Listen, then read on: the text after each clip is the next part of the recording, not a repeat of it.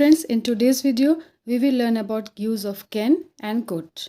Can and could both are modals and could is the past tense of can.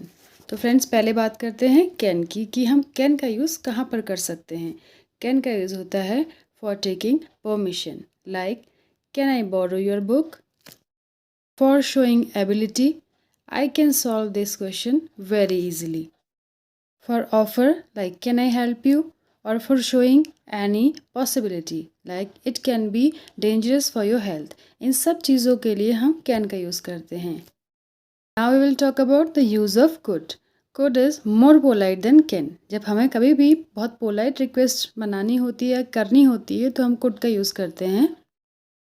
For ability, I could play piano when I was a child.